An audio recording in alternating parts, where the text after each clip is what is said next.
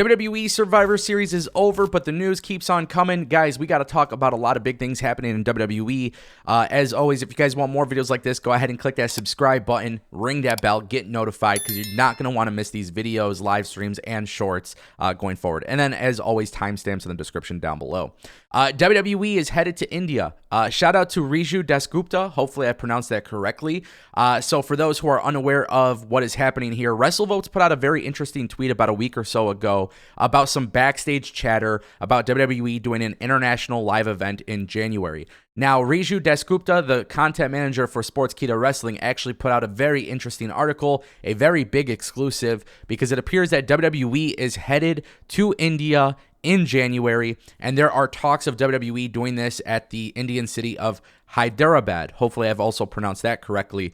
But here's the cool thing, right? Now, WWE is in a situation where, they're doing international live events. Triple H said it himself at the press conference after Survivor Series. They are looking at doing big international events. And we don't necessarily know if this is going to be a premium live event, if this is just going to be like a house show, whatever it may be. But some of the details inside this exclusive article from Sportskeeda Wrestling, it gets me excited. So, for a while, we've known Drew McIntyre. If you pay attention to social media, he has been fighting for wrestling in India, so I'm all about that. But there's been a lot of talks here about how this event could potentially go down in Hyderabad. The roster is said to be a comprised mix of superstars that are both Indian and, of course, international. And one of the sources did even state that the most likely date for the event is January 18th, which was also reported by WrestleVotes. So this is a really cool thing. I think WWE is in a very good spot right now. Their growth, I mean, you guys can see they're growing. Things are looking good for the company, but the international events is what's going to take WWE to the next level. We saw Clash at the Castle. We see Crown Jewel. WWE and Triple H have talked about Japan and Australia and Latin America. I think people don't realize how big the Indian market is for WWE, which is, I mean, personally, like, I think that's a great thing for WWE to get out there, right? There's more to, there's wrestling fans all around the world. It doesn't just have to be North America. So the idea that WWE is going to go out there is a great thing. Now, I do have a little bit of a concern. One of the things that I keep thinking about is the Royal Rumble, especially being in January. So if this is a premium live event, I'm very curious to see how WWE goes about it. But what I would like to see WWE do here is treat it like a special house show. I don't know if you guys remember, I think it was Beast in the East a couple years ago when WWE went to Japan.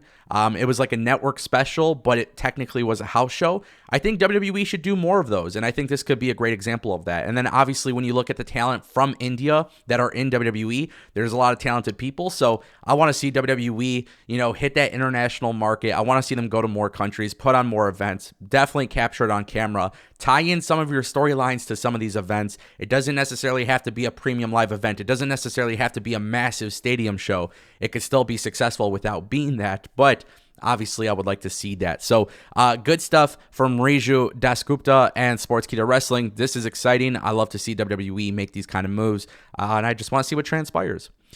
Next story I want to talk about is William Regal. Yeah, William Regal, AEW. What is happening here? Obviously, there's a lot of talk here about William Regal. And, I find this to be very interesting because Meltzer, Brian Alvarez, a lot of people are talking about William Regal. Now, there is this rumor that basically WWE is interested in bringing back William Regal when his contract is up. And this would make a lot of sense because it's been openly talked about with William Regal's contract situation in AEW. It wasn't necessarily a long-term deal, potentially just a one-year deal, and it looks like he has several months left. Now, I think William Regal was a really good asset to WWE in a backstage role. I think when you look at the overall success of NXT Black and Gold, I really do believe a lot of that stems from, Albert and Matt Bloom, and then of course William Regal, Norman Smiley, Triple H. They had a whole team out there that was really good at what they were doing. When William Regal left WWE and he went to AEW, I loved what AEW did with William Regal, but there is no public knowledge that I'm aware of that shows William Regal is a backstage employee for AEW. Now, granted, he could be, but I haven't seen anything that suggests otherwise. So, William Regal being an on-screen character with Blackpool Combat Club, it's great. I love the faction. I love what they're doing with it. But I want to see William Regal backstage in WWE. I want to see everything that he did in NXT transpire to the main roster, because I think the main roster has improved a lot, but the more people that know the system and know how Triple H works, I think the better. And that's going to be very complimentary to the WWE brand. Now, it's very interesting we talk about this because with William Regal right now as it stands, Blackpool Combat Club is kind of like a question mark. There's kind of a storyline here, and it kind of tells me that maybe WWE is in a situation where they know that William Regal might not be there long term, because at this point, it just seems like everybody's going to break up from the group. Now, two things I want to point out really quick, because I thought this was really interesting. Meltzer did say, I would just say that when his contract is up, it would not surprise me. Tony can make him a better offer and all that, but it is certainly something that has been discussed, and I will just say that. One of the things that was also mentioned too is that Triple H, I think everybody's kind of paid attention to social media. Triple H posted a very, very awesome video clip on Twitter celebrating all the times that William Regal said War Games.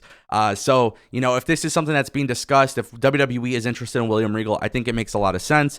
And, it's going to be really interesting to see how that goes down. And for our final story of the day, guys, we have a Sasha Banks update. And this one's actually very, very crazy because Sasha Banks, at this point, still has yet to return to WWE. I know a lot of people were wondering if she was going to return to WWE at Survivor Series War Games. That's not the case, but now she just made a post today on TikTok. And man, she's definitely tweeting and teasing people. And, obviously the new trademarks that she's filed, a lot of people are wondering what the hell is the situation with Sasha Banks. So two things you need to know. Sasha Banks is now using AEW and WWE hashtags in the teaser video of her wrestling return. So that's on TikTok. If you guys watch her on TikTok, she's got AEW, WWE. Those are both the tags that she's using. Now, what's really, really interesting here is that there's supposedly a holdup with Sasha Banks in WWE. And I want to read this to you guys because this is absolutely mind-boggling to me. So Meltzer said recently on the Wrestling Observer that WWE and Sasha Banks were in contract talks, and the last that he heard, it was a money situation, and that was a long time ago, so I don't know where it stands now. Now, keep in mind, WWE, for a while, it was reported that WWE figured things out. They brought her back. I am starting to believe that whatever is happening with Sasha Banks here, nobody actually knows. WWE still has her on the roster page, so that was something that's changed because before she was taken off. But now that she's teasing AEW and WWE, I think this is literally just a situation where Sasha Banks is now teasing the wrestling fans. I still believe that she's headed back to WWE. And I don't see Sasha Banks getting involved in the WWE in a very shitty storyline. I see her being part of something big. Maybe it means winning the Rumble, but patience, we need patience, and we'll kind of see what happens there. So she's teasing AEW. I don't think that's the case, but you never know. We'll see what happens. Let me know what you guys think down below.